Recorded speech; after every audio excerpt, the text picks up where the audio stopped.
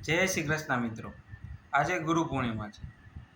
બરબરી કે જ્યારે કૃષ્ણ ભગવાનને પૂછ્યું હતું કે આપણે ગુરુ કોને કહી શકીએ, ત્યારે કૃષ્ણ ભગવાને કહ્યું હતું કે જે વ્યક્તિ આપણે સાચી દિશા દેખાડે ને એને આપણે ગુરુ કહી શકીએ છીએ। આ દુનિયામાં અધૂરું જ્ઞાન જે પૂરું પાડે, આપણી અંદરની ખૂબીઓને બહાર લઈ આવે અને સાચી દિશામાં લઈ જાય ને આપને, તેને આપણે ગુરુ કહી શકીએ છીએ। ગુરુની પરિભાષા તે છે। પહેલી ગુરુ આપણી માં છે, પછી પિતા છે, પછી શિક્ષક છે, પછી આપણો મિત્ર પણ છે। મિત્રને પણ તમે ગુરુ કહી શકો છો।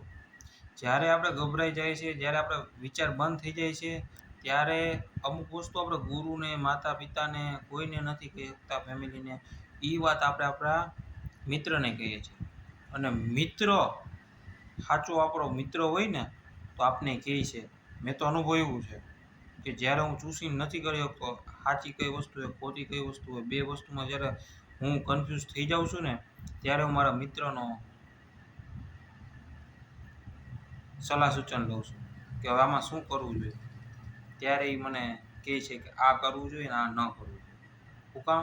કે જ્યારે આપણો મગજ બંધ હોય ને ત્યારે એક જ દરવાજો છે મિત્રનો, એ ખરખરાવીએ છીએ ને ત્યારે મિત્ર જ કહે છે કે આ કરાય ને આ ન કરાય। પણ એ મિત્ર આપણો હિચેચ્છુ હોવો જોઈએ કે ના, મારા મિત્ર માટે આ જ સારું રહેશે, નિસ્વાર્થ હોવો જોઈએ, ના મારા મિત્રને આમ કરવું જોઈએ। તે પણ ગુરુ જ છે। એ વસ્તુ દેખાતી નથી અને આપણે કહેતા નથી।